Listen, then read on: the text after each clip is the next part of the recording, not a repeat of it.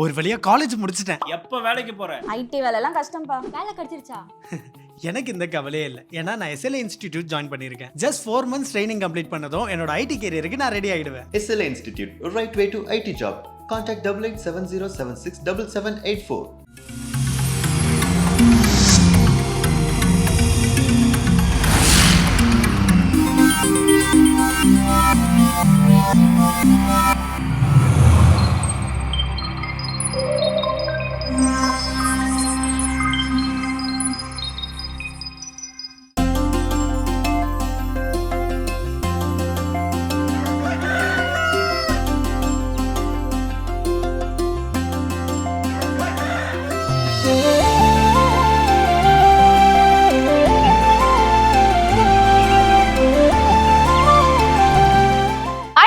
அனைவருக்கும் இனிய காலை வணக்கம். எங்களுடைய இதை நீங்கள் பார்க்கவிருப்பது மாதா தொலைக்காட்சியின் கடவுள் வணக்கம். வணக்கம் ஜோஸ். வணக்கம் யமுனா, எப்படி இருக்கிறீங்க? ரொம்ப நல்லா இருக்கேன், நீங்க எப்படி இருக்கீங்க? எல்லா நாள் போலவே இன்றைய நாளும் ரொம்ப ரொம்ப மகிழ்ச்சி, சிறப்பு, உற்சாகமா இருக்கிறேன். ஓகே, இதே உற்சாகத்தோட இன்னைக்கான கதை என்ன அப்படின்னா, ஸ்டீவ் ஜாப்ஸ் எல்லாருக்கும் தெரியும். ஸோ இன்னைக்கு நம்ம எல்லாரும் வந்து ரொம்ப ஒரு விரும்பி வாங்கக்கூடிய மொபைல் ஃபோன் இருக்கலாம், இல்லை கம்ப்யூட்டரா இருக்கலாம். ஸோ அப்போ அதை ஒரு பிராண்டட் ஆக்குன ஒரு மிகப்பெரிய நபர். அப்போ அவருடைய வாழ்க்கையில முத ஒரு கணினி சம்பந்தப்பட்ட படிப்புகள் தான் அவர் அந்த ஃபீல்டுல இருந்தாலும் அதெல்லாம் படிச்சுட்டு இருந்தாரு. அப்போ ஒரு கட்டத்தில் அவருக்கு என்ன ஒரு ஆசை தோணி இருக்கு அப்படின்னா, கேலிகிராஃபி அப்படின்னு சொல்லக்கூடிய அந்த கையெழுத்தை அழகாக எழுதக்கூடிய ஹேண்ட் ரைட்டிங் கிளாஸ் அப்படின்னு சொல்லுவாங்க. அந்த மாதிரி கேலிகிராஃபி எழுதுறதுக்கு என்ன பண்றாரு, பிராக்டிஸ் எடுக்கிறாரு. அப்போ சுத்தி இருக்கிறவங்க எல்லாம் படிக்கிறது கம்ப்யூட்டர் ஃபீல்டு, கேலிகிராஃபி எழுதி என்னத்துக்கு அப்படின்னு சொல்லிட்டு எல்லாருமே ஒரு யோசனையில இருக்கிறாங்க. ஆனா இது அதை பத்திலாம் இல்லை, எனக்கு தோணுச்சு படிக்கணும்னு நான் என்ன பண்றேன், படிக்கிறேன் அப்படின்னு சொல்லி அந்த கிளாஸ் என்ன பண்றாரு, அட்டன் பண்றாரு, கேலிகிராஃபி எழுத கத்துக்கிறாரு. அப்புறம் நாட்கள் அப்படியே உருண்டு ஓடுகிறது. அவர் நிறைய கண்டுபிடிப்புகள் ஓனா என்ன பண்றாருல, அவருடைய கம்ப்யூட்டர் ஃபீல்ட்ல வேலை பார்த்துட்டே இருக்கிறாரு. அப்போ அவருடைய முதல் OS, அதாவது ஆப்ரேட்டிங் சிஸ்டம், iOS அப்படின்னு நம்ம சொல்லக்கூடிய அந்த ஆப்ரேட்டிங் சிஸ்டம் வந்து ஃபர்ஸ்ட் ரிலீஸ் பண்ண போறாரு. அப்போ ரிலீஸ் பண்றப்ப அவருக்கு ஒரு எண்ணம் வருகிறது, எல்லா ஃபாண்ட் ஆல்ரெடி நிறைய இருக்குது, பட் இது நான் புதுசா ஒண்ணு நான் என்ன பண்ண போறேன், இன்ட்ரோடியூஸ் பண்ண போறேன். அப்ப இதுல நான் விரும்புற மாதிரியான ஒரு ஃபாண்ட் வடிவமைப்பு இருக்கணும்னு சொல்லி அவர் என்ன பண்றாரு, அந்த கேலிகிராஃபில கத்துக்கிட்ட ஒரு விஷயத்தை இங்க பயன்படுத்தி ஒரு ஃபாண்ட் என்ன பண்றாரு, அறிமுகப்படுத்துறாரு, உருவாக்கி. அது இந்த உலக அளவுல பல வரவேற்பு என்ன பண்ணுது, பெறுகிறது. அந்த ஃபர்ஸ்ட் ஃபாண்ட் அவர் OSக்கு ரிலீஸ் பண்ண ஃபாண்ட். ஸோ நம்ம வாழ்க்கையிலையும் அதே மாதிரி தான். இன்னைக்கு நம்ம சில விஷயங்கள் கத்துக்கொண்டு இருக்கலாம், இல்ல நம்ம கடந்த காலத்துல ஏதாவது ஒரு சில விஷயங்கள் கத்து வைத்திருக்கலாம். இது எதுவுமே வீணாகி விடும் அப்படின்னு கிடையவே கிடையாது. என்னைக்கா இருந்தாலும் ஏதோ ஒன்று நாள் நாம் கற்றுக்கொண்ட ஒரு விஷயம் நிச்சயமாக நமக்கு பயன்படும், கை கொடுக்கும். அந்த ஒரு சிந்தனையோட இந்த நாள் ஆரம்பிக்கலாம். இப்ப ஆளுதர்சனம் பார்க்கலாம்.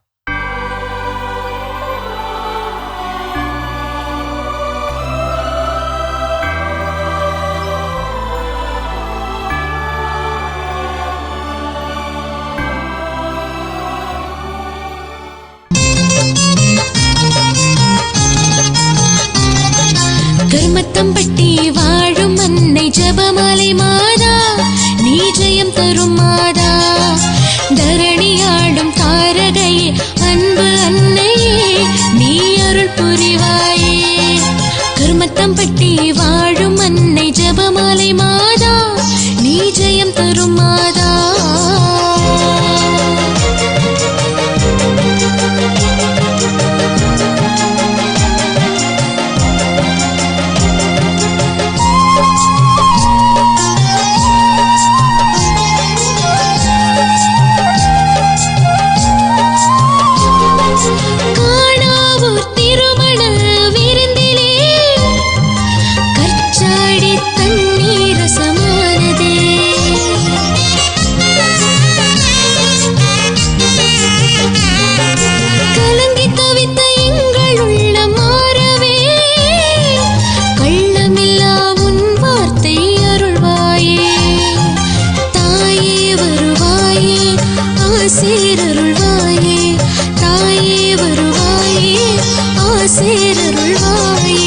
கர்மத்தம்பட்டி வாழும் அன்னை ஜபமாலை மாதா, நீ ஜெயம் தரும் மாதா.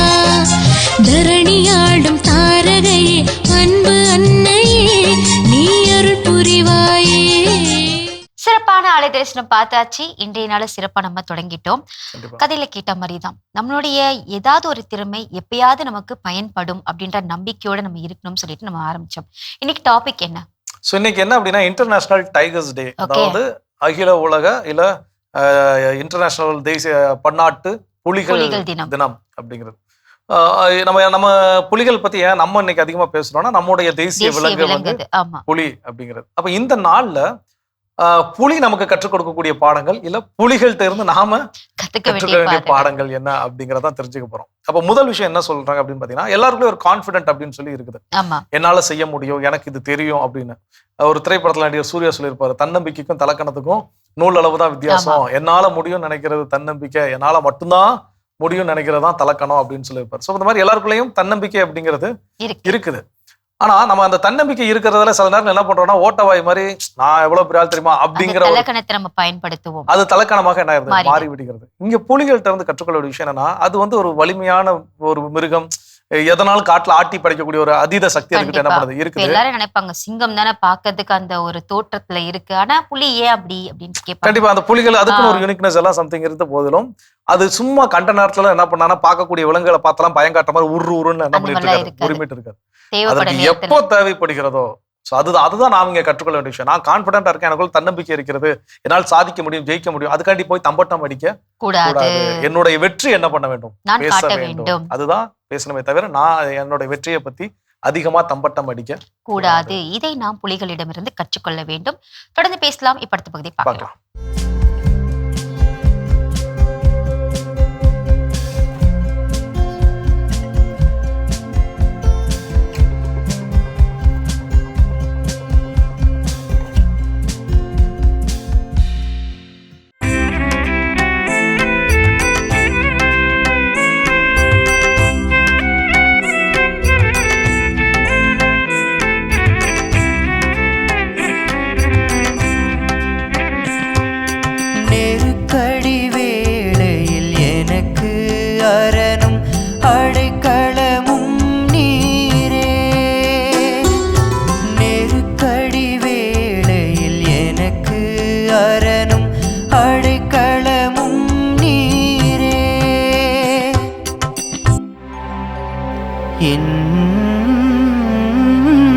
கடவுளே, என் எதிரிகளினின்று என்னை விடுவித்தருளும். என்னை எதிர்த்து எழுவோரிடமிருந்து எனக்கு பாதுகாப்பு அளித்தருளும்.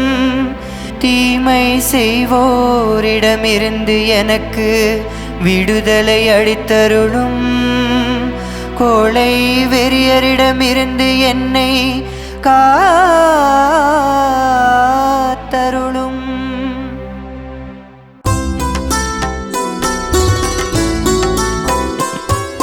நெருக்கடி வேளையில் எனக்கு அரணும் அடைக்கலமும் நீரே.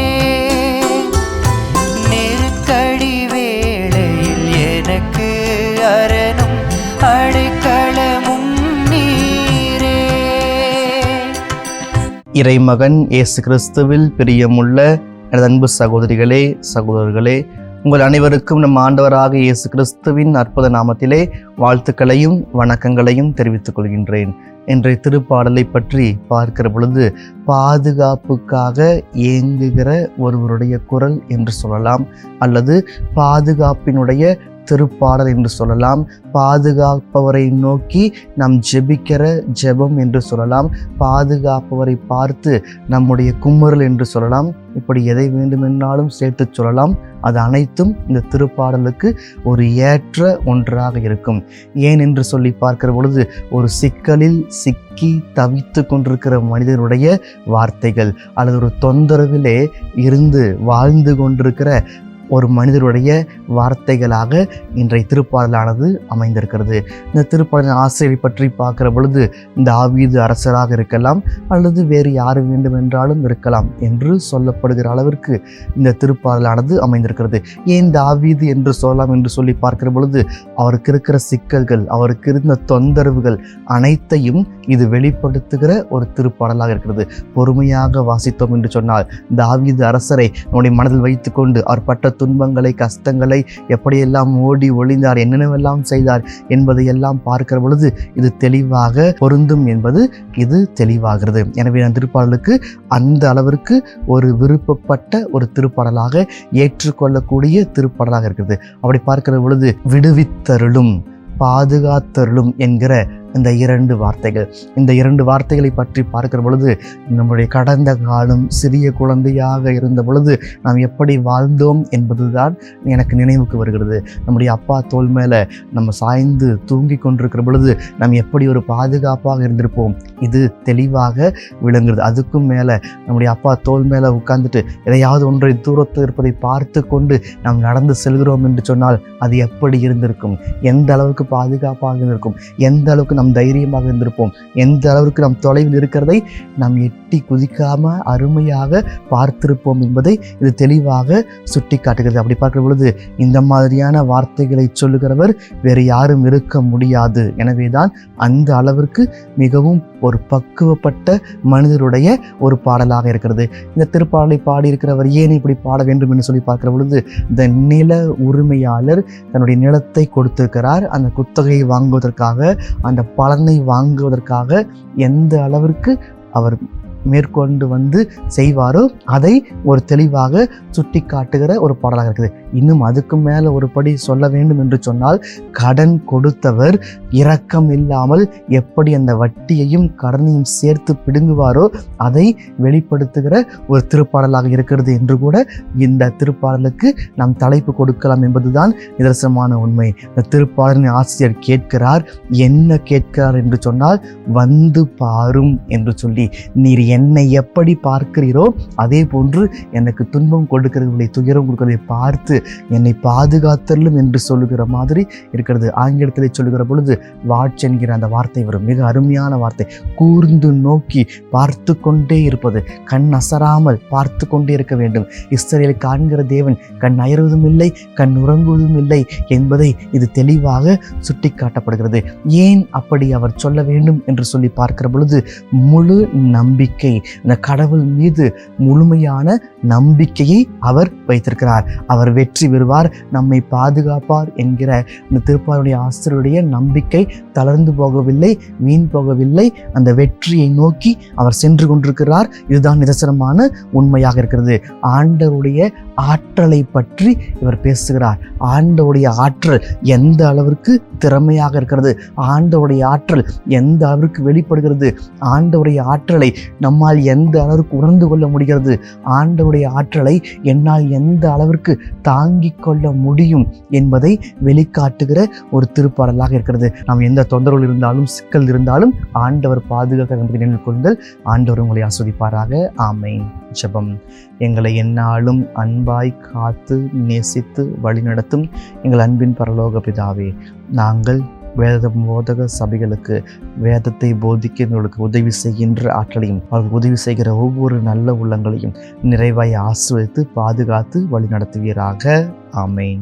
அருமையான தினம் ஒரு திருப்பாடல் பகுதி பார்த்துட்டோம். எனக்கான திருப்பாடலும் கேட்டாச்சு. அதோட நாம இன்னைக்கு பேசிட்டு இருக்கிறோம் கடவுள் வணக்கம் நிகழ்ச்சியில இன்டர்நேஷனல் டைகர்ஸ் டேல புலிகள் கிட்ட இருந்து நாம கத்துக்க வேண்டிய சில விஷயங்கள். அடுத்தது என்ன சொல்றாங்க? அடுத்தது என்ன சொல்றாங்கன்னா, புலிகள் கிட்ட இருந்து நம்ம கத்துக்க வேண்டிய விஷயம் அடுத்ததா என்னன்னா, இப்ப புலிகள் வந்து பாத்தீங்கன்னா டக்குன்னு வந்து பாயாது. அது பதுங்கி பொறுமையா அதுக்கு தேவைப்பட நேரத்துல போய் பாய்ந்து அதுக்கான இரையை தேடும், இல்லைன்னா சண்டை போடும் அப்படின்னு பார்க்கணும். அதே மாதிரிதான் நம்மளுடைய வாழ்க்கையில ஏதாவது ஒரு இலக்கை அடையணும்னா பொறுமையோட நம்ம காத்திருக்க வேண்டும், இந்த புலிகளை போல அப்படின்றாங்க. எல்லா விஷயம் ரெடிமேட் மாதிரி நமக்கு கிடைக்காது. நம்ம ஒரு விஷயம் செய்யறோம்னா அதுக்கான டைம் எடுக்கும் போது நம்ம காத்திருக்க தான் வேண்டும். கண்டிப்பா இந்த பொறுமை நம்ம கிட்ட பல நேரங்கள்ல இருக்கிறது இல்லை. எல்லாமே இன்ஸ்டன்ட் ஃபுட் அப்படிங்கிற மாதிரி உடனடியாக எனக்கு நடக்கணும் அப்படிங்கிறத நம்ம எதிர்பார்த்து கொண்டிருக்கின்றோம். அப்படி இல்லாமல் இந்த புலியை போல பொறுமையாக என்னுடைய இலக்கு இது, அந்த இலக்கணை அடைவதற்கு அந்த ஒரே ஒரு பாய்ச்சல் போதுமானது. அந்த பாய்ச்சலுக்கு அந்த காத்திருப்பு அப்படிங்கிறது ரொம்ப ரொம்ப முக்கியம். அந்த பொறுமையை நாம் கற்றுக்கொள்ளும். இன்னும் வேற அந்த விஷயங்கிறத தொடர்ந்து. ஓகே.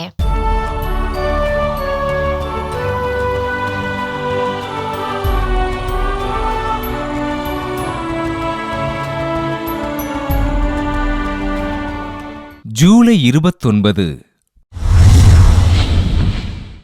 புனித மார்த்தா. மரியா மற்றும் லாசரின் அன்பு சகோதரியான மார்த்தா பெத்தானியாவில் பிறந்தார். ஆண்டவர் இயேசுவிடம் மிகுந்த விசுவாசத்தோடு இருந்த மார்த்தா ஆண்டவருக்கு பணிவிடைகள் செய்து பக்தியோடு வாழ்ந்தார். தன் சகோதரன் லாசரை இழந்த மார்த்தா ஆண்டவர் இயேசுவிடம், ஆண்டவரே, நீர் இங்கே இருந்திருந்தால் என் சகோதரன் இறந்திருக்க மாட்டான் என்று கூறி தன் விசுவாசத்தினை அறிக்கையிட்டார். ஆண்டவர் இயேசு மார்த்தாவின் சகோதரியான மரியா வீட்டிற்கு வருகை தந்தபோது ஆண்டவருக்கு பணிவிடைகள் புரிந்த மார்த்தா நற்செய்திக்கு செவிமடுப்பதே முதன்மை வாய்ந்தது என்று புரிந்து கொண்டார். ஆண்டவர் இயேசு திருப்பாடுகள் பட்டபோது மிகுந்த வேதனைக்கு உட்பட்ட மார்த்தா ஆண்டவரின் உயிர்ப்பிற்கு பின்பு பிரான்ஸ் நாட்டில் நற்செய்தியினை அறிவித்தார். ஆண்டவர் இயேசுவுக்கு பணிவிடை புரிந்து நற்பணியினை தேர்ந்து கொண்ட மார்த்தா கிபி 80ஆம் ஆண்டு விண்ணகமடைந்தார். ஆண்டவர் இயேசுவிடம் விசுவாசம் கொண்டு ஆண்டவருக்காக தன் வாழ்வினை அர்ப்பணித்துக் கொண்ட மார்த்தாவினை திரு அவை புனிதராக உயர்த்தியது. புனித மார்த்தா திருவிழாவினை கொண்டாடுகின்ற நாம் நம் குடும்பத்தில் உள்ள பெரியவர்களுக்கும் நம் பெற்றோருக்கும் பணிவிடைகள் புரிவோம். சிறப்பான இன்றைய புனிதர் பகுதி நம்ம பார்த்தாச்சு. நாம இன்னைக்கு பேசிட்டு இருக்கோம் சர்வதேச புலிகள் தினத்துல புலிகள் கிட்ட இருந்து நம்ம என்ன கத்துக்கணும் அப்படின்னு சொல்லிட்டு. அடுத்த விஷயம் என்ன கத்துக்கணும்? சோ அடுத்ததா என்ன சொல்றாங்க அப்படின்னு பாத்தீங்கன்னா, அதனுடைய சார்ந்த பகுதி. இப்போ ஒரு ஆங்கில திரைப்படம் லயன் கிங் அப்படின்னு சொல்லி ஒரு படம் வரும். அப்போ அந்த குட்டி சிங்கம் அதோட அப்பா சிங்கத்திட்ட கேட்கும், நம்மளுடைய காட்டு எல்லைனா எது வரைக்கும்பா அப்படின்னு. இந்த அந்த கண்ணுக்கு தெரியுற இந்த இருக்கு பாரு, இது வரைக்கும் நம்மளுடைய இடம் அப்படின்னு சொல்லும், நம்மளுடைய இடம், நம்மளுடைய டெரிட்டரி அப்படின்னு. அப்ப அதே போல இந்த புலிகள் அதுக்கான ஒரு டெரிட்டரி, அது இது என்னுடைய இடம். அப்ப அந்த இடத்தை பாதுகாப்பது, அந்த இடத்துல இருக்கக்கூடிய இனத்தை சேர்ந்தவர்களை பாதுகாப்பது. இன்னொன்னு, நம்ம நினைச்சிட்டு இருக்கிறோம் எப்ப பார்த்தாலும் காட்டுகள்ல புலிகள் வேட்டையாடிக்கிட்டே தான் இருக்கும், மத்த விலங்குகளை கொண்டே தான் இருக்குமான்னு கேட்டா கிடையவே கிடையாது. அதற்கு எப்ப பசி எடுக்குதோ அந்த பசி எடுக்கக்கூடிய நேரத்துல அது என்ன பண்ணும், சாப்பிட வேட்டையாடும், அவ்வளவுதானே தவிர மத்த நேரங்கள்ல அது நல்ல உண்டு இருக்கக்கூடிய நேரங்கள்ல மத்த எத்தனை விலங்குகள் கண்ணு முன்னாடி போனாலும் என்ன பண்ணாது, அதை ஒரு பொருட்படுத்தாது. ஸோ அப்போ இந்த மாதிரி இருக்கிறப்போ நம்மளுடைய எல்லை எது, என்னுடைய வரையறை எது, இதெல்லாம் நான் நன்கு தெரிந்து வைத்திருக்கின்ற பொழுதுதான் என்னை பற்றிய ஒரு புரிதல் எனக்கு என்ன பண்ணும் இருக்கும். அந்த ஒரு விஷயத்தை நம்ம புலிகள்கிட்ட இருந்து கற்றுக்கொள்ள வேண்டும். தொடர்ந்து பேசலாம். இப்ப அடுத்த பகுதி பார்க்கலாம்.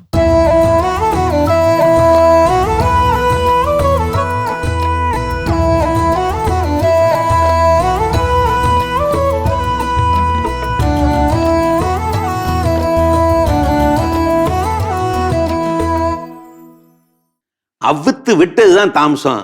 அந்த பூனையை ஓடி கழிச்சோத்தானைய அறவயத்துக்கு தின்னு விட்டு அறவயிறுங்க ஆழ்வயிறுமா திரும்பி போய் படுத்துக்கிடுச்சுக. அப்புறம் அந்த 100 விறகு வண்டிகள் நடுக்காட்டுல போய்கிட்டே இருந்துச்சுங்க. அப்போ மின்னல் வேகத்துல ஒரு பறவை பறந்து வந்துச்சு. அது பறவை இல்ல, பச்சி, அன்றங்கா பச்சி.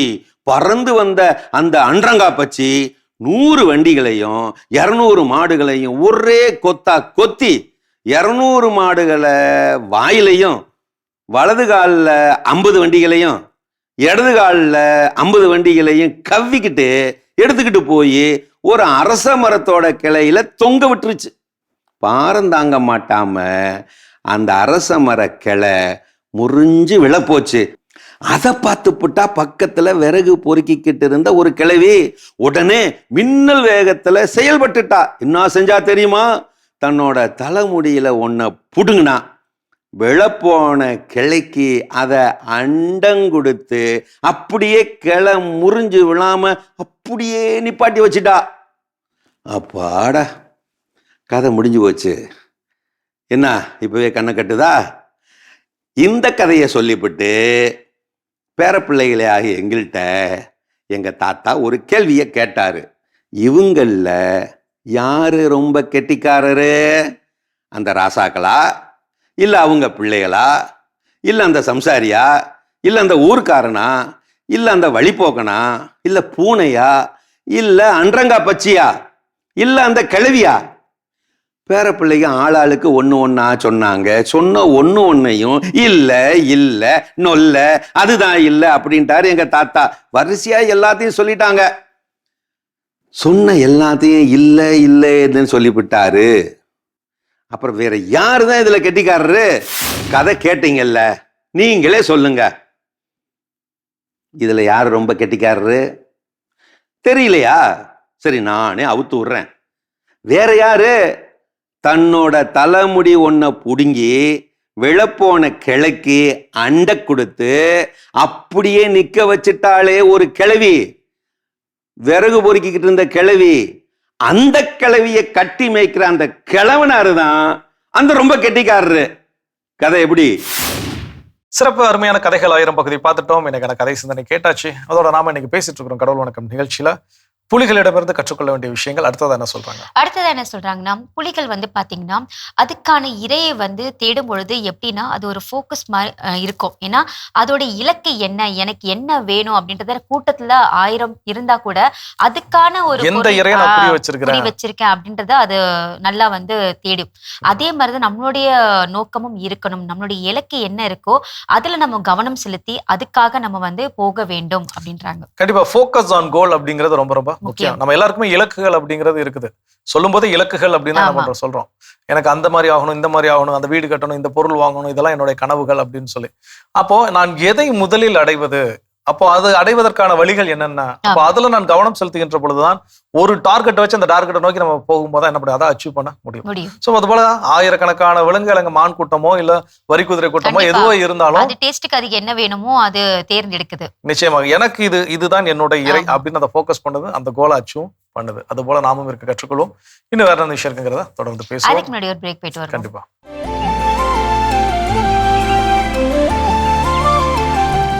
நிகழ்ச்சிக்குள் உங்களை மீண்டும் வரவேற்கிறோம். நீங்கள் பார்த்து கொண்டிருப்பது மாதா தொலைக்காட்சியின் கடவுள் வணக்கம்.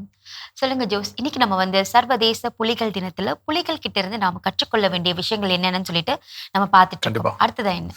அடுத்ததா என்ன ஒரு விஷயத்த புலிகளிடமிருந்து கற்றுக்கொள்ள வேண்டும் அப்படின்னு சொல்றாங்கன்னு பாத்தீங்கன்னா, இந்த ஸ்பைடர்மேன் அப்படிங்கிற ஒரு ஆங்கில திரைப்படத்துல தமிழாக்கத்துல டப்பிங் வர்றப்போ வந்து அதுல ஒரு பவர்ஃபுல்லான ஒரு மெசேஜ், அது ஆங்கிலத்திலேயே அப்படியே சொல்லியிருப்பாங்க, தமிழ்லயும் சொல்லியிருப்பாங்க. என்ன அப்படின்னா, power always comes with responsibility அப்படின்னு சொல்லுவாங்க. ஸோ நமக்கு வந்து ஒரு சக்தி கொடுக்கப்படுகிறது, ஒரு ஆற்றல் கொடுக்கப்படுகிறது, ஒரு அதிகாரம் கொடுக்கப்படுகிறது அப்படின்னா அதுக்கு சரிவர நிறைவேற்றக்கூடிய பொறுப்புகள் நம்ம கிட்ட என்ன பண்றது இருக்குது. ஸோ எந்த அளவுக்கு நம்ம மிகப்பெரிய ஆற்றலை பெற்றுக்கொள்கிறோம், சக்தியை பெற்றுக்கொள்கிறோம் அப்படின்னா அந்த அளவுக்கு பெரிய பொறுப்பு நம்ம கிட்ட என்ன பண்ணுது இருக்குது. அப்போ அது போலதான் இந்த புலிகள் வலிமையாக படைக்கப்பட்டிருக்கக்கூடிய அந்த வலிமை ஸ்ட்ரென்த் என்ன, அது கம்ஸ் வித் ரெஸ்பான்சிபிலிட்டி. ஸோ அப்போ அதுக்கும் தன்னுடைய கூட்டத்தில் இருக்கக்கூடிய பின்தங்கி இருக்கிறவங்க, நோய்வாய்ப்பட்டவங்க, தன்னுடைய கூட்டத்தில் வந்து இவங்க வந்து வலிமை குறைவாக இருக்கிறார்கள், வலிமை குன்றியவர்களாக இருக்கிறார்கள், முதியவர்களாக இருக்கிறார்கள் அப்படிங்கிறப்போ அதை ப்ரொடெக்ட் பண்றதுக்கு தன்னுடைய பவர் என்ன பண்ணிக்கும், ஸ்ட்ரென்த் அதை யூஸ் பண்ணிக்கும். ஸோ அப்போ நமக்கு ஒரு அதிகாரம் கொடுக்கப்பட்டிருக்கிறது, நமக்கு வந்து ஒரு ஆற்றல் கொடுக்கப்பட்டிருக்கிறது அப்படின்னா அதனோடு கூடிய பொறுப்புகள் அப்படிங்கிறது நம்ம கிட்ட சேர்த்து கொடுக்கப்பட்டிருக்குங்கிறத நாம் என்ன பண்ணணும், கற்றுக்கொள்ள வேண்டும். அந்த பொறுப்பை சரிவர நாம் செய்ய வேண்டும். சூப்பர், கற்றுக்கொள்வோம். தொடர்ந்து பேசுவோம். படுத்த பகுதி பார்க்கலாம்.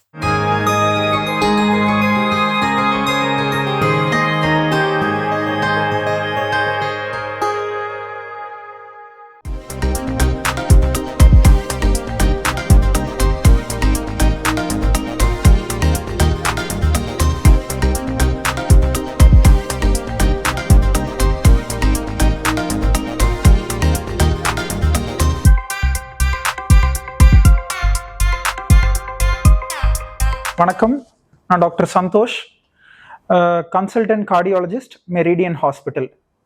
ஸோ இன்றைக்கி உங்ககிட்ட நான் என்ன பேசணும்னு நினைக்கிறேன் அப்படின்னா, heart attack in young adults. So ட்ரெடிஷ்னலாக நம்ம என்ன யோசிப்போம் அப்படின்னா, ஒரு ஹார்ட் அட்டாக் அப்படின்னா ஒரு 60 வயசு ஆகணும்ப்பா, அவங்களுக்கு ஒரு சுகர் ஒரு 20 வருஷமாக இருக்கணும், பிபி இருக்கும், சிகரெட்டு பழக்கம், தண்ணி பழக்கம், இந்த மாதிரிலாம் இருக்கும், இவங்களுக்கு தான் ஹார்ட் அட்டாக் வரும், மற்ற எல்லாருக்குமே ஹார்ட் அட்டாக் வராது, மற்றவங்கெல்லாம் வந்து இந்த ப்ராப்ளமாக அவங்க லைஃப்பில் ஃபேஸ் பண்ணவே மாட்டாங்க அப்படின்னு நினைப்பாங்க. ஆனால் அதெல்லாம் வந்து 10 வருஷம் முன்னாடியே மாறிடுச்சு.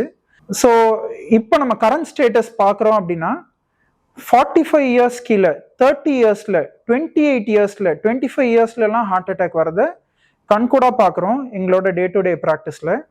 ஏன் அப்படி வருது? அதுக்கு ஏதாவது ரீசன் இருக்கா? இந்த கொஞ்ச நாள் இந்த 10-20 வருஷத்துல என்ன மாறுச்சு, எதனால இந்த அளவுக்கு ரேம்பண்டா ஹார்ட் டிசீசஸ் வருது அப்படின்றத பத்தி நம்ம பிரீஃபா இந்த வீடியோவில் பார்த்துடலாம். ஸ்ட்ரெஸ். ஸோ நிறைய பேர் வந்து ஃபினான்ஷியல் ஸ்ட்ரெஸ் ஒன்று மெயினாக இப்போ இருக்குது, அண்ட் ஒர்க் ஸ்ட்ரெஸ் இருக்குது, நிறைய டார்கெட்ஸ் அண்ட் டெட்லைன்ஸை மீட் பண்ணணும், and lot of emotional and family stress also. So இந்த மாதிரி ஸ்ட்ரெஸ்ஃபுல் சுச்சுவேஷன்ஸ்லாம் என்ன பண்ணோன்னா பாடியில் கார்டிசால்ன்ற ஹார்மோன், ஸ்ட்ரெஸ் ஹார்மோன் லெவல்ஸை கூட்டும். அது கூடுச்சுன்னா சுகர் கூடும், பிபி கூடும். இது ரெண்டும் கூடுச்சுனாலே ஆட்டோமேட்டிக்காக கொலஸ்ட்ரால் லெவல்ஸும் கூடும். So that is the main mechanism. ஒருத்தவங்களுக்கு வந்து இந்த மாதிரி இன்அடிக்வேட் ஸ்லீப், நிறைய பேர் சொல்லுவாங்க ஃபாரின் கம்பெனிஸ்க்கு ஒர்க் பண்ணுறேன் சார், அதனால நான் வந்து நைட்டில் தான் மெயினாக ஒர்க் பண்ணுறேன், நான் வந்து நைட்டு சரியாக தூங்கியே ஒரு 2-3 வருஷம் ஆயிடுச்சு.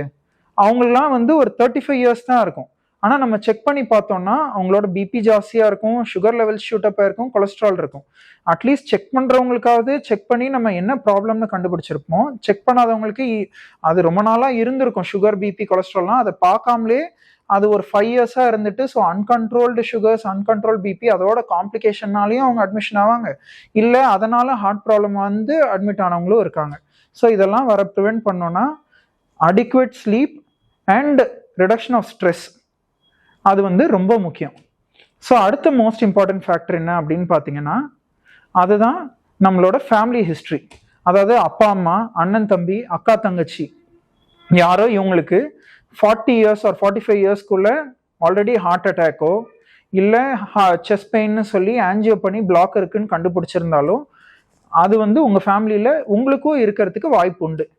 ஸோ இந்த மாதிரி ரிஸ்க் ஃபேக்டர்ஸ் இருக்கவங்கலாம் என்ன பண்ணணும் அப்படின்னா early once ECG, echo and stress testing like treadmill பார்த்துக்கிறது நல்லது. ஸோ இந்த மாதிரி ஒரு ரிஸ்க்கை வந்து நம்ம சீக்கிரமாக கண்டுபிடிச்சோம் அப்படின்னா, ஏன்னா நம்ம ஃபேமிலியில் யாரோ ஒருத்தருக்கு இருக்குது அப்படின்னாலே நமக்கும் வரத்துக்கு ரிஸ்க் இருக்குது. அதை சீக்கிரமாக கண்டுபிடிச்சி நம்ம ட்ரீட் பண்ணோன்னா it will be better for your overall wellbeing. அதாவது இது உங்களோட காம்ப்ளிகேஷன் ரிஸ்கையும் குறைக்க போகுது, ஃபியூச்சர் உங்களோட ஃபேமிலியோட சேஃப்டியும் அதை சேஃப்கார்ட் பண்ண போகுது. ஸோ இந்த மாதிரி ஃபேமிலி ஹிஸ்ட்ரி இருக்கவங்க ரொம்ப கேர்ஃபுல்லாக ஹேண்டில் பண்ணும் ஹார்ட் இஷ்யூஸ். அருமையான நலம் தரும் நேரம் பகுதி பார்த்துட்டோம். இன்னைக்கான மருத்துவ ஆலோசனையும் கேட்டாச்சு. அதோட நம்ம பேசிட்டு இருக்கிறோம் இன்டர்நேஷனல் டைகர்ஸ் டேல புலிகள் கிட்ட இருந்து கற்றுக்கொள்ள வேண்டிய வாழ்க்கை பாடம். அடுத்தது என்ன சொல்றாங்க? அடுத்து என்ன சொல்றாங்கன்னா, இந்த புலிகள் வந்து பாத்தீங்கன்னா அதோட காலத்துக்கு ஏற்ற மாதிரி அதை வந்து அடாப்ட் பண்ண கத்துக்கும். அதே மாதிரிதான் நம்மளுடைய வாழ்க்கையிலும் நமக்கு என்ன தேவை அப்படின்றத புரிந்து நம்ம அதுக்கு ஏற்ற மாதிரி நம்மளை மாற்றிக்கொள்ள பழகி கொள்ள வேண்டும். கண்டிப்பா அடாப்ட் அப்படிங்கிறது என்ன அப்படின்னா, நம்ம அந்த காலல் சூழலுக்கு ஏற்றப்பல, அதாவது ஒரு சொல்லுவாங்க செத்த மீன் தான் நீரின் ஓட்டத்தோட என்ன பண்ணும், அடித்து செல்லப்படும். உயிரோட இருக்கக்கூடிய மீன் தான் என்ன பண்ணும், எதிர்நீச்சல் போடும். இப்ப நம்ம என்ன அப்படின்னா அந்த அடாப்ஷன் அப்படி நம்ம அந்த சூழலுக்கு ஏற்றப்பல் மாற்றிக்கொள்வது என்னன்னா, ஓகே எனக்கு ஏற்ற மாதிரி இது சேஞ்ச் ஆகாது, நான் என்ன பண்ணிக்கிறேன் அதுக்கேற்ற மாதிரி சேஞ்ச் ஆகிக்கிறேன் அப்படின்னு நம்ம பல நேரங்கள்ல எனக்கு முயற்சியே பண்ணாம நம்ம என்ன பண்ணிடுறோம், உடனே சரண்டர் ஆயிடும். அப்படி அந்த புலிகள் சரண்டர் ஆகுது கிடையாது. சோ அப்ப அந்த சூழலுக்கு ஏற்றாற் போல் தன்னை எப்படி தகவமைத்துக் கொள்ள வேண்டும் அப்படிங்கறதுதான் அது என்ன பண்ணுது, கற்றுக்கொள்கிறது தவிர கற்றுக்கொள்ள வேண்டும். நம்ம எடுத்த உடனே சரண்டர் அப்படிங்கிறது இங்க கிடையாது. கற்றுக்கொள்வோம். இன்னும் வேற எந்த விஷயம் இருக்குங்கிறத தொடர்ந்து பேசுவோம்.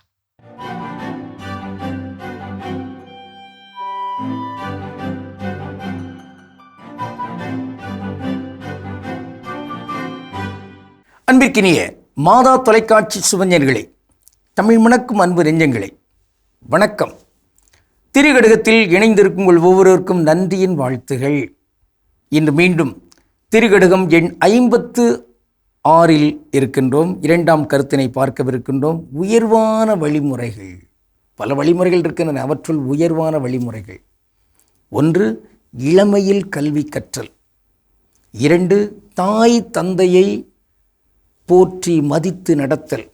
3, பெரியவர்கள் சான்றோர்கள் அவர்கள் தம் சொற்படி நடக்க முயல்தல். இந்த 3 உயர்வான நெறிகள். திரிகடகத்தினை நாம் பார்ப்போம். முந்தை எழுத்தின் வர உணர்ந்து பிற்பாடு தந்தையும் தாயும் வழிபட்டு வந்து ஒழுக்கம் பெருநெறி சேர்தல். இம்மூன்றும் விழுப்ப நெறி தூராவாறு. திரிகடுகம் 56. 2ஆம் கருத்து, தந்தையையும் தாயையும் மதித்து நடத்தல், அவர்களை வழிபட்டு வாழ்தல். 10 கட்டளைகளில் 4ஆம் கட்டளையாக நமக்கு தரப்பட்டிருப்பது தந்தையையும் தாயையும் போற்றி மதித்து நட என்பதுதான். வள்ளுவர் தாய் தொடர்பாக ஒரு குறளினையும் தந்தை தொடர்பாக ஒரு குறளினையும் இவ்வாறு பதிவு செய்வார். ஈன்ற பொழுதில் பெரிதுவக்கும் தன் மகனை சான்றோன் என கேட்ட தாய். தாய்க்கு எது பெருமை? தன் மகன் தன் மகள் சான்றோர் என்று மற்றவர்களெல்லாம் சொல்வதை கேட்கிற அந்த இனிமை தன்மை இருக்கிறதே, அதுதான் பெருமை. ஆக அந்த குழந்தை பெற்றெடுத்த நேரத்தில் கிடைத்திருக்கிற அந்த மகிழ்ச்சியை விடவும் இந்த மகன் இந்த மகள் சான்றோர் என்கின்ற பெயரை பெறுகின்ற அந்த நேரத்தில் தான் மகிழ்ச்சி. அதே போன்று மகன் தந்தை காற்றும் உதவி இவன் தந்தை என்னோற்றான் கொல் எனும் சொல். ஒரு மகன் ஒரு மகள் தன் தந்தைக்கு தன் தாய்க்கு எந்த வகையில் ஒரு பெருமையை மதிப்பை தேடித் தருவதற்கான வாய்ப்பு வேறொன்றுமில்லை. இந்த குழந்தையை, இந்த மகனை, இந்த மகளை பெற்றெடுப்பதற்கு இவனுடைய தந்தை தாய் என்ன தவம் செய்தார்கள் என்று சொல்கிற அதை சொல்றதுக்கு பாருங்க, அது பெருமை. இப்படிப்பட்ட தன்மையில்தான் இந்த தாய் தந்தை இவர்களை உயர்வாக எண்ணுகின்ற அந்த எண்ணம் வேண்டும். அது தமிழ் கூறும் நல்லுலகில் மிகச்சிறப்பாகவே பதிவு செய்யப்பட்டிருக்கிறது. திரைப்பட பாடல்களில் கூட அது இடம்பெறுவதை நாம் பார்க்கிறோம். முன்னொரு காலத்தில் வந்த ஒரு பாடல், தாயிறந்த கோயிலும் இல்லை, தந்தை சொல் மிக்க மந்திரம் இல்லை, 1000 உறவில் பெருமைகள் இல்லை, அன்னை தந்தையே அன்பின் எல்லை. அப்படி வரும். மிக அருமையான பாட்டு. ஆக எது உண்மையான கோயில்? தாய் தான். எது உண்மையான அந்த மந்திரம் என்று சொல்கின்ற தவிர்க்கப்பட முடியாத அந்த செய்தி? அது தந்தையின் சொல்லுதான். இந்த வகையில் மதிப்பு கொடுக்கின்ற மாந்தர்களாக இங்கு பிள்ளைகள் எல்லாரும் இருக்க வேண்டும். அதற்கேற்ற வகையில் அந்த தாயும் தந்தையும் இந்த தன்மையில் கடமை நமக்கு இருக்கிறது என்பதை உணர்ந்து அவர்கள் அதற்குரிய அந்த தகுதித்தன்மையில் வாழ வேண்டும். அதான் திருத்தந்தை பிரான்சிஸ் தந்தை வளனாரை பற்றி சொல்கின்ற பொழுது இவ்வாறு பதிவு செய்வார், விண்ணக தந்தையின் மண்ணக சாயல் தந்தை வளனார். நாம் நம் பெற்றோர் தொடர்பாக இவ்வாறு சொல்லலாம், வான் வீட்டு கடவுளின் நம் வீட்டு சாயல். யார்? நம் தாய் தந்தை. கடவுளை யாரும் கண்ணால் கண்டதில்லை. அந்த வான் வீட்டு சாயல், அந்த கடவுள் இருக்கிறாரே, அவருடைய சாயல் வேறெங்கும் இல்லை, நம் தாய் தந்தையிடம் என்கின்ற அளவுக்கு உயர்வாக அவர்களை பார்க்க வேண்டும். ஆக இன்று நாம் பார்க்கின்ற ஒரு தனித்தமிழ் சொல் வழிபட்டு. அதென்ன வழிபட்டு? வேறொன்றுமில்லை, வழிபாடு நடத்தி, வழிபாடு மாண்பு கொடுத்து, மதிப்பு தந்து, அன்பு செய்து, தொழுது என்கிற அந்த சொல்லலாம் இருக்கின்றனவே, அந்த சொற்களுக்கான நீர்ப்பொருள் இந்த வழிபட்டு. இங்கு கடவுள் வழிபட வேண்டும். கடவுளின் சாயல்கள் நம்மால் மதிக்கப்பட வேண்டும். மதிக்கப்படுகின்ற தாயாக தந்தையாக இங்கு இருக்கிற பெரியவர்கள் எல்லாருமே, பெற்றோர்கள் எல்லாருமே திகழ வேண்டும். இந்த உண்மைத்தன்மையை அறிந்து வாழ்கிறவர்களாக இளைய தலைமுறையினர் அமைய வேண்டும். எனவே இங்கு தாய் தந்தையை மதித்து நடக்கின்ற அந்த உயர்வான வழிமுறையை பின்பற்றுவோம் என்று உறுதி ஏற்றுக்கொண்டு கடவுளுக்கு திருவிழமானால் மீண்டும் நாளை திரிகடகத்தில் இணைந்து மகிழ்வோம். நன்றி, வணக்கம். சிறப்பான திரைக்கடகம் பகுதியை நம்ம பார்த்தாச்சு. நாம இன்னைக்கு பேசிட்டு இருக்கோம் சர்வதேச புலிகள் தினத்துல. புலிகள் கிட்ட இருந்து நம்ம சிலவற்றை நம்ம கற்றுக்கொண்டு இருக்கிறோம். அடுத்ததை என்ன கத்துக்கணும்? ஸோ அடுத்ததான் என்ன அப்படின்னா, புலிகள் வேட்டையாடும் போதும் சரி, எல்லா விஷயம் சரி, எல்லாமே என்ன அப்படின்னா சும்மா கண்ட மணிக்கெல்லாம் என்ன பண்ணாது, வேலை செய்யாது. ஸோ அது ஒவ்வொரு மூவையும் என்ன பண்ணும் அப்படின்னா பார்த்து யோசிச்சு எப்படி இதை செயல்படுத்த வேண்டும் அப்படிங்கிறத என்ன பண்ணுன்னா அதை பக்காவா அதை எக்ஸிக்யூட் பண்ணும். இப்போ நாமும் கற்றுக்கொள்ள வேண்டிய விஷயம் என்ன அப்படின்னா, நான் எதை செய்ய விரும்புகிறேனோ அதை எக்ஸிக்யூட் பண்றப்போ ரொம்ப பக்காவா, சும்மா என்னோட எனர்ஜி என்ன பண்ணக்கூடாது, வேஸ்ட் பண்ண கூடாது. புலிகளும் வேட்டையாட போகின்ற பொழுது அதோடைய எனர்ஜி வேஸ்ட் பண்ற அளவுக்கு என்ன பண்ணாதுன்னா அது வேலை செய்யாது. அது கரெக்டா எனர்ஜி எங்க யூஸ் பண்ணணுமோ அங்க மட்டும் என்ன பண்ணும், கரெக்டா யூஸ் பண்ணும். அப்போ அது போல நானும் என்னுடைய ஆற்றலை தேவைக்கு ஏற்றார் போல சரியான விதத்தில் சரியான இடத்தில் பயன்படுத்த கற்றுக்கொள்ள வேண்டும். கற்றுக்கொள்வோம், தொடர்ந்து பேசுவோம். இப்ப அடுத்த பகுதி பார்க்கலாம்.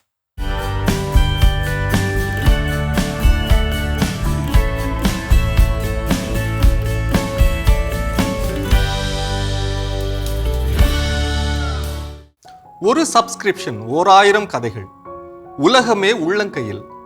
ஒரு காலத்தில் குடும்பம் முழுவதும் ஒரே திரைக்கு முன்பாக அமர்ந்திருந்தது. இன்று ஒரே வீட்டில் 4 பேர் 4 திரைகள். ஓடிடி தளங்களில் நாம் என்ன பார்க்கிறோம்? அது நம்ம எங்கு கொண்டு செல்கிறது?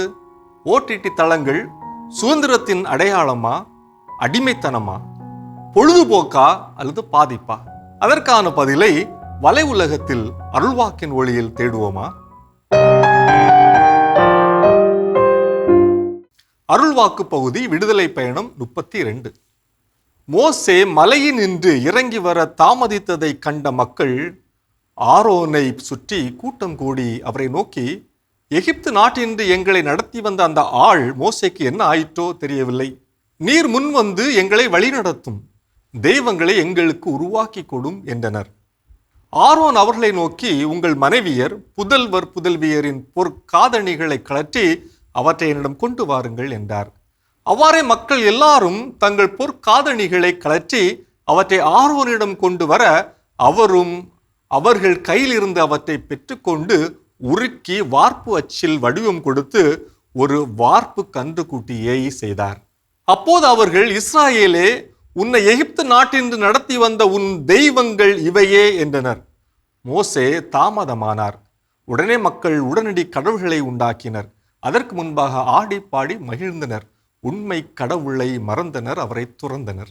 குடும்பத்தில் உடனிருப்பவர்களை மறந்தனர். உடனடி கேளிக்கை, உடனடி இன்பம் என்று போகும் அவசர உலகத்தில் ஓடிடி தளங்கள் கேளிக்கை என்னும் வரத்தை தரும் போலி கடவுள்களே. இன்றைய காலத்தில் இணைய உலகில் அதிகமாக பேசு பொருளாக மாறியிருப்பது Netflix, Amazon Prime Video, Disney Hotstar போன்ற ஓடிடி தளங்களே ஆகும். உலக திரைப்படங்களிலிருந்து இணைய தொடர்கள், வெப் சீரிஸ் மற்றும் பல்சுவை நிகழ்வுகள் வரை அனைத்தையும் விரும்பி பார்க்கும் தளமாக அது விளங்குகிறது. பல ஆண்டுகளாக கேபிள் டிவி பார்த்து கொண்டிருந்தவர்கள், குறிப்பாக இளைய தலைமுறையினர், இந்த தளங்களையே இன்று விரும்புகின்றனர். செயற்கைக்கோள் ஒளிபரப்பு மற்றும் கேபிள் வழி ஒளிபரப்பு முறைமைகள் இன்று மாற்றம் கண்டுள்ளதை கார்டு கட்டிங் என்கின்றனர்.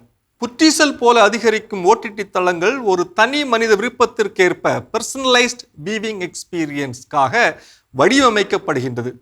யார் எதை எப்பொழுது பார்க்க விரும்புகின்றார்களோ அதை அவர் எப்பொழுது வேண்டுமென்றாலும் பார்க்க முடியும். பல்வேறு மொழி பேசும் பயனர்களுக்கு அவர்களின் மொழியிலேயே காணொளிகளை தயாரித்து கொடுக்க முடிகிறது. இதனால் பல்வேறு மக்களின் கலாச்சாரம், பழக்க வழக்கங்கள் நமக்கு அறிமுகமாகிறது. நமது பழக்க வழக்கங்கள் மற்றும் கலாச்சார செழுமைகள் உலகத்தின் பார்வைக்கு வைக்கப்படுகின்றது. ஓடிடி தளங்களை காலத்தின் கொடை என நம்பி அப்படியே ஏற்றுக்கொள்வதிலும் சிக்கல் இருக்கிறது.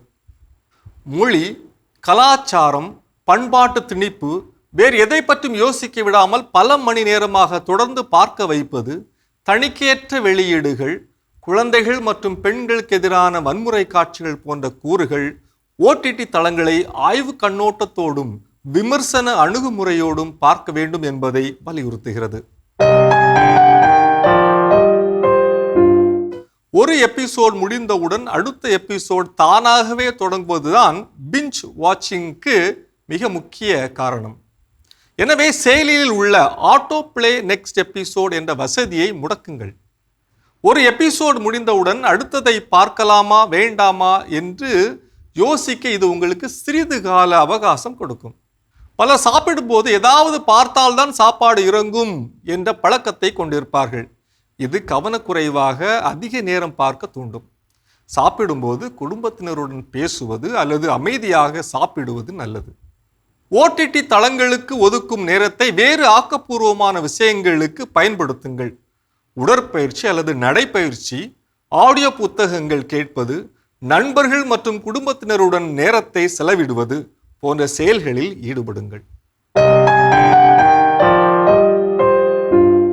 ஒவ்வொரு மக்கள் தொடர்பு ஊடகங்களிலும் நன்மைத்தன்மையும் தீமைகளும் புதைந்திருப்பது போல இணையதள ஓடிடி தளங்களிலும் அவை காண கிடக்கின்றன.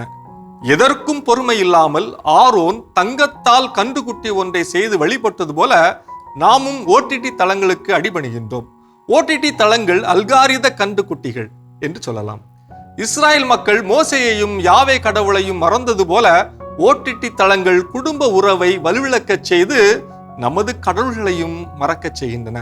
ஒவ்வொருவரையும் தனித்தீவாக அது மாற்றுகின்றது.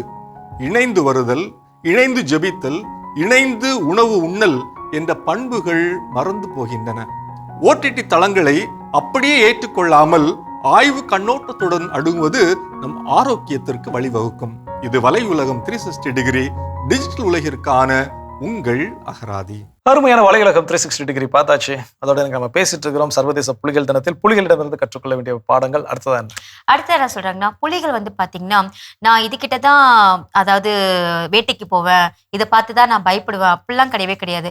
என்னை பாதுகாக்கணும்னா நான் எதிர்த்து போரிடுவேன்னு சொல்லிட்டு அது போரிடுது பாத்தீங்களா. அதே மாதிரிதான் நம்மளுடைய வாழ்க்கையில ஒவ்வொரு சவால்கள் வரும் பொழுதும் எனக்கான சவாலா நான் ஏத்துக்கிட்டு நான் அதுக்காக போராடணும். இது எனக்கு தேவையில்லை, இது எனக்கு வேண்டாம், ஐயோ இது ரொம்ப கஷ்டம் அப்படின்னு சொல்லிட்டு எதையும் நம்ம தள்ளி வைக்காம, இது எனக்கு கொடுத்த சவால், இதை எப்படிதான் இருக்குன்னு சொல்லிட்டு நான் அது கூட போரிட்டு பாக்குறேன்னு சொல்லிட்டு நாம அதுல ஜெயிச்சு காட்டணும். நிச்சயமா அந்த தைரியம் நம்ம கிட்ட இருக்கணும். நான் எதிர்கொள்ளக்கூடிய ஒரு நபரோ இல்ல ஏதோ ஒரு சிக்கலோ சவாலோ என்னை விட வலிமையானவர்களா, என்னை விட வலிமை குறைந்தவர்களா, அதை பத்தில எந்த கவலையும் எனக்கு கிடையாது. ஆனால் என்னை எதிர்த்து ஒரு சவால் சிக்கல் வருதுன்னா, எப்படி ஒரு புலி தன்னை எதிர்த்து என்ன வந்தாலும் எதிர்த்து நிற்பது போல நானும் அந்த சிக்கல்களையும் சவால்களையும் என் வாழ்வில் எதிர்த்து நிற்க கற்றுக்கொள்வேன். நிச்சயமா கற்றுக்கொள்வோம். இன்னும் வேற எந்த விஷயம் இருக்குங்கிறத தொடர்ந்து பேசுவோம்.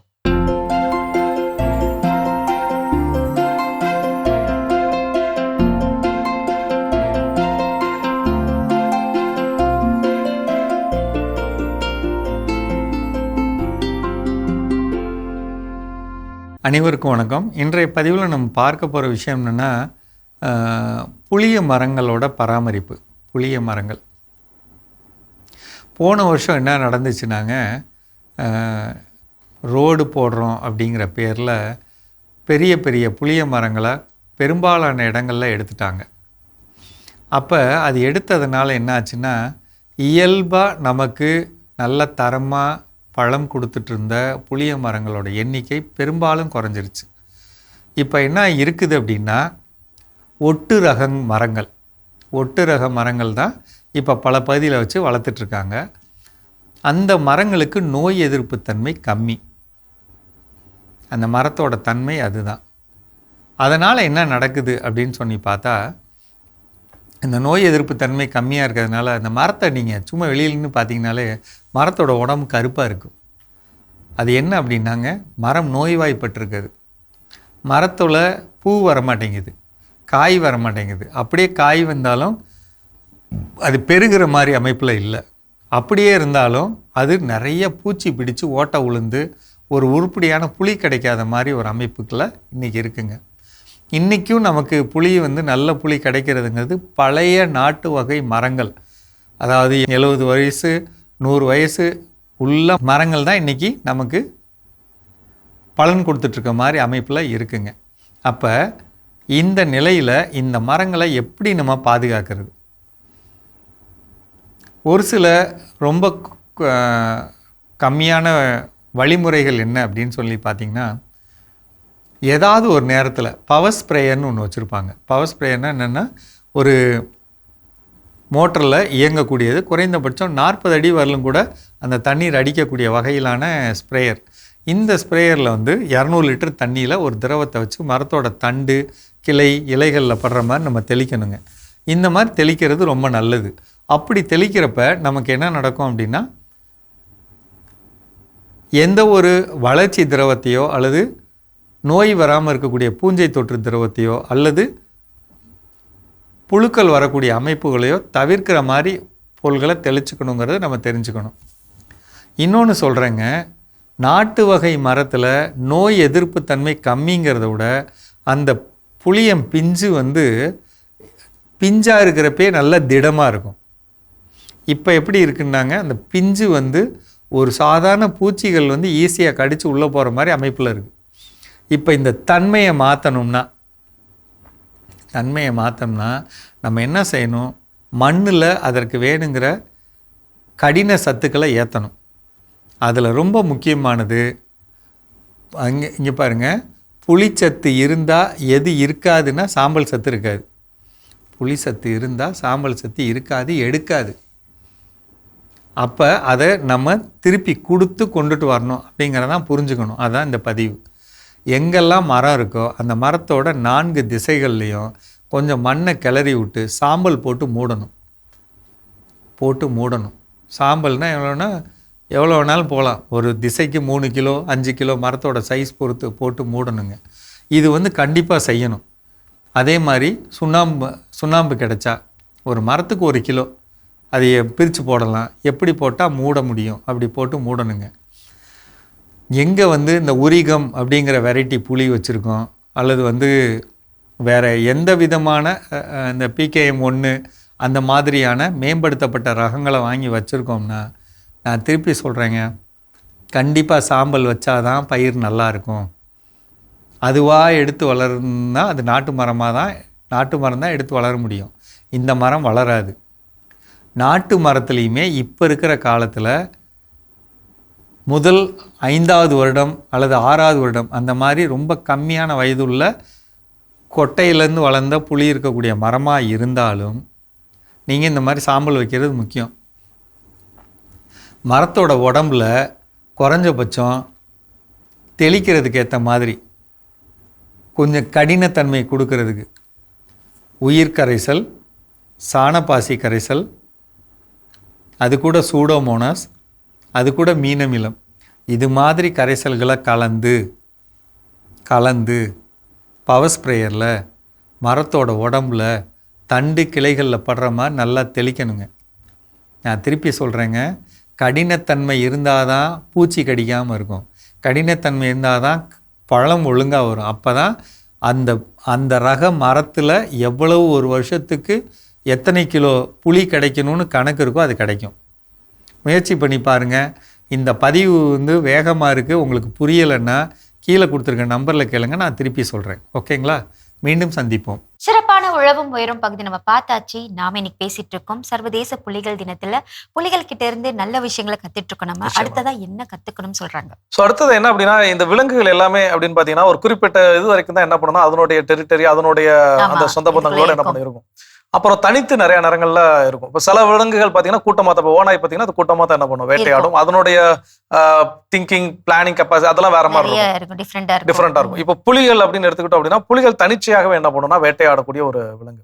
அப்போ அந்த தனிச்சையாக விடப்பட்டது, நான் தனித்து விடப்பட்டு விட்டேன் அப்படிங்கறதெல்லாம் கிடையாது. அதை வந்து அது எப்படி கன்சிடர் பண்ணிக்கிறதுனா ஒரு சுதந்திரம், ஒரு ஃப்ரீடம் எனக்குள்ள இருக்குது. அந்த ஃப்ரீடம் நான் இவங்க கூட இருந்துட்டேன், இப்போ நான் எனக்கானதை நான் தேடிக்க போறேன். ஸோ எனக்கான பாதை, இந்த பாதையில எனக்கு தடை சொல்வதற்கோ இதை வேணாம் அதை வேணாம்னு சொல்றதுக்கு யாரும் கிடையாது. முழுமையாக தேர்ந்தெடுக்கக்கூடிய சுதந்திரம் என்கிட்ட இருக்குது. அதே நேரத்துல அது சொதப்பிக்குச்சுனாலும் அந்த ரெஸ்பான்சிபிலிட்டி, அந்த பொறுப்பு எடுக்கக்கூடிய விஷயம் என்கிட்ட இருக்குது. ஸோ அப்போ அதைத்தான் நாம என்ன பண்ணணும், புலிகள் எடுத்து கற்றுக்கொள்ள வேண்டும். ஒரு சுதந்திரமாக செயல்பட என்னை அனுமதித்தால் நான் தாட்டு போட்டு என் இஷ்டம் போல செயல்படும் அப்படிங்கிறது கிடையாது. ஓகே, சந்தோஷம் தான், அதை செய்யுங்க. ஆக்கப்பூர்வமாக என்ன பண்ணணும், செய்ய வேண்டும். அதே வேளையில ஏதோ நான் செய்யக்கூடிய ஒரு விஷயம், நான் எடுத்த ஒரு முடிவு சொதப்புக்குச்சு அப்படின்னா அதனுடைய முழு பொறுப்பையும் நான் ஏற்றுக்கொள்ள வேண்டும். அந்த ஒரு விஷயத்தை புலிகளிடமிருந்து நாம் கற்றுக்கொள்வோம். தொடர்ந்து பேசுவோம். இப்ப அடுத்த பகுதி பார்க்கலாம்.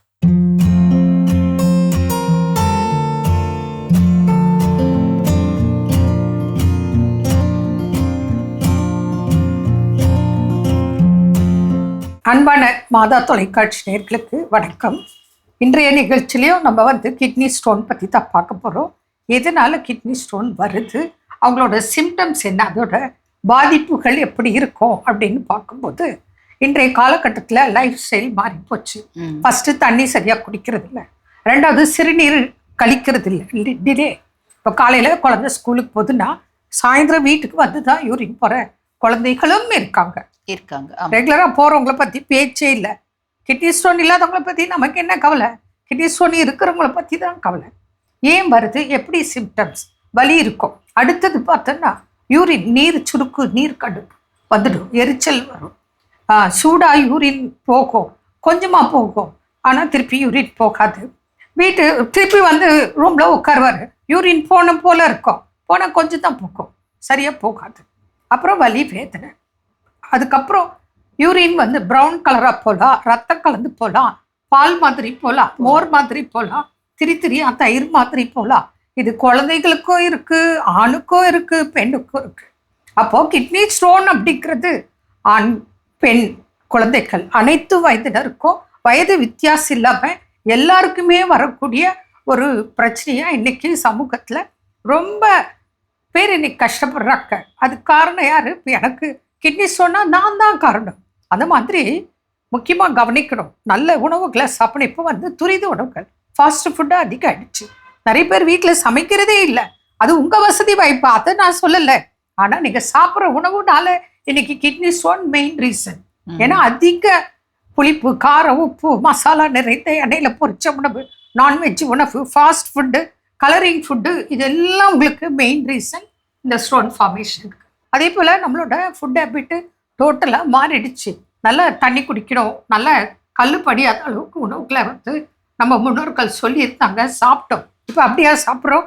மருந்துக்கு சாப்பிடு உணவுன்னா கூட அதை எடுக்க மாட்டேன்றீங்களே. உதாரணத்துக்கு இப்போ வாழைத்தண்டு, இப்போ துளசி ஜூஸு சொல்கிறோம், அதை நீங்கள் மருந்தாக கூட எடுத்துக்க மாட்டேங்கிறீங்க. உணவு தான், அதெல்லாம் உணவு தான் மருந்தாக சொல்கிறோம். கொள்ளு எடுத்துக்கலாம், வாழைத்தண்டு ஜூஸ் எடுத்துக்கலாம், தண்ணி நிறைய குடிக்கலாம், பார்லி வாட்டர் குடிக்கலாம். உடல் உஷ்ணம் அதிகப்படுத்தாத உணவுகளை நீங்கள் சாப்பிடணும், உஷ்ணத்தை தணிக்கிற உணவுகளை சாப்பிடணும். இளநீர், நன்னாரி, சர்பத்து இதெல்லாம் ஜென்ரலாக சாப்பிடலாம். அதை விட்டுட்டு நம்ம என்ன பண்ணுறோம், இப்போது readymade food, coffee, tea, cool drinks, புரியுதுங்களா? பத்தாத்துக்கு fast food, junk food, fried items இப்படி சாப்பிடும்போது ஸ்டோன் கட்டாயம் வருது. அதுவும் நீங்கள் பேஷண்ட் வந்தாங்கன்னா நீங்கள் வெளியூர் ட்ராவல் பண்ணிருக்கலாம்னு கேட்போம். ஆமாம், வெளியே போய்ட்டு. ஏன்னா இப்போ நம்ம ரெகுலர் ஃபுட் ஹேபிட்டு வேறு. ட்ராவலில் நம்மள என்ன பண்ணுவோம், தண்ணி குடிக்க மாட்டோம், டாய்லெட் போக மாட்டோம், வாஷ்ரூம் போய் யூரின் கழிக்க மாட்டோம். அது இல்லாமல் அங்கே போனால் நம்ம தான் விருந்து தானே, நம்ம கெஸ்ட் இல்லையா அவங்க வீட்டுக்கு, உடனே 3 நேரமாக விருந்து. அப்போ என்ன ஆகும், அதுவும் இப்போ இருக்கிற காலகட்டத்தில் மேக்சிமம் 3 நேரம் நான்வெஜ் சாப்பிட்றவங்க அதிகம் பேர் இருக்காங்க. அப்போது அதெல்லாம் தான் உங்களுக்கு யூரிக் ஆசிட்னால stone, kidney stone, kidney failure, BP, sugar எல்லாத்துக்கும் காரணம் நம்மளோட ஃபுட் ஹேபிட். அப்போ இந்த கிட்னி ஸ்டோனுக்கும் அதுதான் காரணம். அப்போ தண்ணி சரியாக குடிக்கணும், உணவு சரியாக சாப்பிடணும், சிறுநீர் டைமுக்கு பாஸ் பண்ணணும். இது தவறுனா நிச்சயமாக சின்ன குழந்தையிலிருந்து பெரியவங்க வரைக்கும் வயது வித்தியாசம் இல்லாமல் ஆண் பெண் அனைவரும் இன்னைக்கு கிட்னி ஸ்டோனில் பாதிப்பு. அதனால கிட்னி ஸ்டோன் பற்றி பயப்படாதீங்க. அறுவை சிகிச்சை இல்லாமல் குணம் ஆகும் வாய்ப்புகள் மிகுந்து காணப்படுது. வேணுன்றக்க பயன்படுத்திக்கங்க. என்ன நேயர்களே, மீண்டும் நாளை சந்திப்போம். நன்றி. அன்னை மரியே வாழ்க. சிறப்பு, அருமையான நம்ம ஒரு வைத்தியம் பகுதி பார்த்துட்டோம். நிகழ்ச்சியோட நிறைவுக்கும் வந்தாச்சு. இன்னைக்கு நாள் பேசிட்டு இருக்கிறோம் சர்வதேச புலிகள் தினத்தில். புலிகளிடமிருந்து நாம் கற்றுக்கொள்ள வேண்டிய விஷயங்கள் ஃபைனலாக என்ன சொல்றாங்க? ஃபைனலாக என்ன சொல்றாங்களா, புலிகள் வந்து பார்த்தீங்கன்னா அந்த காடு எல்லாத்தையும் அப்படியே ப்ரொடெக்ட் பண்ணி பாதுகாக்கும். ஏன்னா உணவு சங்கிலியில் வந்து அது ஒரு முக்கிய பங்கு வகிக்குது. அதனால தான் வந்து புலிகள் எப்பவுமே ரொம்ப ஸ்பெஷல் அப்படின்னு சொல்றாங்க. அந்த புலிகள் எப்படி வந்து காட்டை வந்து பாதுகாக்குதோ அதுக்கிட்டேருந்து நாம என்ன கற்றுக்கணும்னா, நம்மளுடைய வீடாகட்டும், நம்ம ஒர்க் பண்ற இடமாகட்டும், நம்ம நாடாகட்டும், எல்லாத்தையும் நம்ம வந்து பாதுகாக்க வேண்டியது நம்மளுடைய கடமை அப்படின்றத நம்ம உணரணும். நிச்சயமா ஒவ்வொருத்தருக்கும் ஒரு பர்பஸ் இருக்குது. நிச்சயமா அந்த உணவு சங்கிலி நீங்க சொன்ன மாதிரி முக்கியமான ஒரு இடத்தையும் இந்த புலிகள் பெற்றிருக்கிற. அதுலயும் சொல்லுவாங்க, எந்த காடுகள் எல்லாம் புலிகள் இருக்கிறதோ அந்த காடுகள் வந்து செல்வ செழிப்பு மிக்க காடுகள் அப்படின்னு சொல்லுவாங்க. ஏன்னா அது உணவு சங்கிலி அங்க கரெக்டா என்ன பண்ணுது, வேலை செய்யுது. அப்ப அதனுடைய பர்பஸை கரெக்டா என்ன பண்ணுது, அந்த இடத்துல செய்கிறது. ஸோ நம்ம இன்னைக்கு தேசிய விலங்காக புலியை கொண்டிருக்கிறோம் அப்படின்னா அதனுடைய அந்த தைரியம், அதனுடைய அந்த வீர தீர செயல்களை செய்யக்கூடிய அந்த குணம் நம்ம ஒவ்வொருத்தர்கிட்ட இருக்கணும் அப்படின்னு சொல்வதற்காக என்ன பண்ணிருக்கோம், நம்ம அந்த வங்காள புலியை நமக்கான ஒரு தேசிய விலங்காக நம்ம அடையாளப்படுத்தி இருக்கிறோம். ஸோ அந்த வகையில் இன்னைக்கு ஒரு சிறப்பான நாள். இயற்கையை பாதுகாப்பது நம்முடைய கடமை. நம்முடன் இருக்கக்கூடிய இந்த நமக்கு கொடுக்கப்பட்ட இயற்கை, குறிப்பாக இந்த கொடுக்கப்பட்ட இயற்கை அடுத்த தலைமுறைக்கு நாம் கொடுக்க வேண்டிய ஒரு சிறந்த பரிசாக இருக்கணும். அதை நாம மறந்துவிட கூடாது. ஸோ சிறப்பான விஷயங்கள் இன்னைக்கு புலிகள் கிட்ட இருந்து என்னெல்லாம் கத்துக்கலாம் அப்படிங்கிறத தெரிஞ்சிருக்கோம். கண்டிப்பாக கற்றுக்கொண்டதை வாழ்வாக்கும். நல்ல சிந்தனை கொடுத்த கடவுளுக்கு நன்றி சொல்லி எனக்கு நாள் யாரெல்லாம் விழா கொண்டாடுறாங்கன்னு பார்க்கலாம்.